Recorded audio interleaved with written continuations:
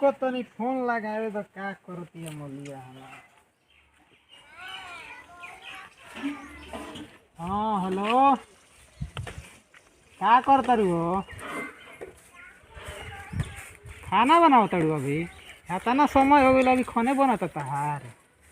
हम तो खाना उना खा के आयल बनी हमें भर्ती पर घूमे अपना। हाँ सब ठीक है बा। सोचनिया कि तनी बतिया ली का करत तड़ू, ढेर दिन से याद नहीं को करत हमरा के। ना ना सब ठीक बा, कोनो बात नहीं के। होली के महीना नु आइल बा, ना ध्यान दे तड़ू तू हमरा के, यही तो सोचनिया तनी याद कोली तहरा के। हाल सब? अरे हाल पूछा ताड़ू, फगुना हटा बहुत मैं दे एकदम सिहर जाता, का कहीं तहरा जाओ।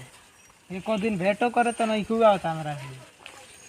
अरे आवो एक दिन भेंट कर लो तनी, होली ढेर दिन पन आवेला, साल भर होली आवता देखो ताड़ू एकदम फागुन में दे मत कहो जान की पहले कैसे हो गइल बा। आवो आवो तनी मिले हमनी जरे आवो। पोखरा ना ए पोखरा। हां भाई बाड़े बानी का करता रे? कुछ ना करत का जानी को रुको तनी गोजो धारा आइल बा रख तनी। आ पोखरन का हो गोजो धर के रहे? केहू ना वो सही बात करत रहे। बुझाता नहीं आगा जाता रे तू। तो तू कौन कहीं के अभी लइका बाड़ा? लइका सब मेरे जवान नहीं कि हम। और तो यही लेनु मान ला पैसा हो जाला, जैसे बड़ा फगुना हटा बहुत ऐसा बर्दाश्त ना होला के। बताओ बताओ के रहे? कोई ना रहे मर्द ले के रही। का हो गोजो धर? बोलो पोखरन। ठोंगावा के माल तो धोखा दे देलो से। हां और कौन होली उली में जोगाड़ बा कि सूखे फगुआ मनी हमनी के? बे सूखे मनी। हां अब के पता लगा के आइल बनी हम। का होइल? भकुआ के साली आइल बिया। कत होत बिया हो?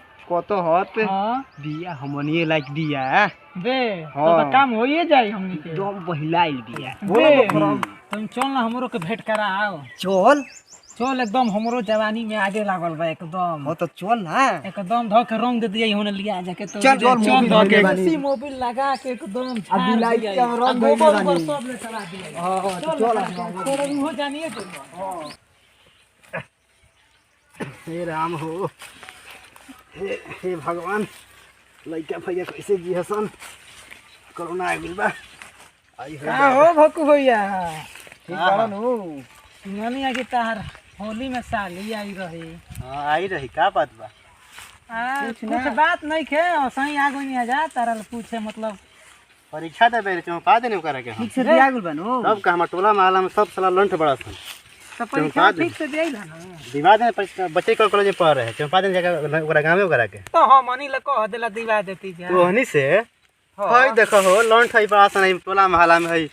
उनके गाड़ी के का भी तक हम सलिया करे।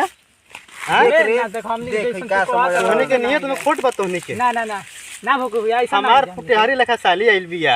हम जानो त खूब सुंदर रही। टमाटर लेखा ओकर रंग बा बे ओकर। तारा ल पूछनी है का गाड़ी ओकरा में बहुत विटामिन बा, तो लोग खा जाई। भक्कू भैया हां खैनी धइले बड़ा। खैनी के पैसा बा हमार साली छोड़ ले दिया। त्रिलोकी बा 20 के 4 पचका बेचाला पियरो में। 20 रुपया के 4 गो। ओकरा खियाए में सब पैसा खर्चा हो गई। का भैया आता ना मानेला अपना साली के। साली दत खैनी देख ले तू।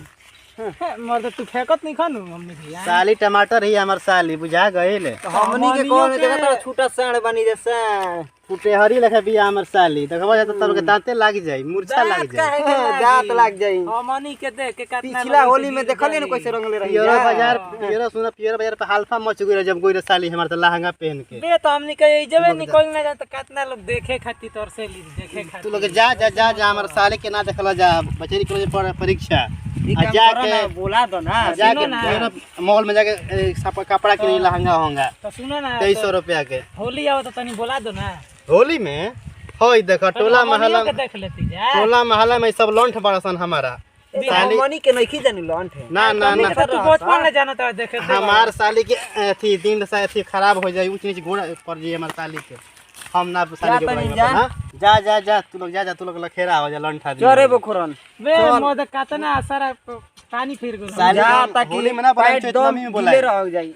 चैत के गहूम कटवाई अच्छा हम देखो खाली तैਨੂੰ बोला। कब ले तू राखा ताड़ जोगाड़ के दोसर जोगाड़ देखल जुगाड़ कर ना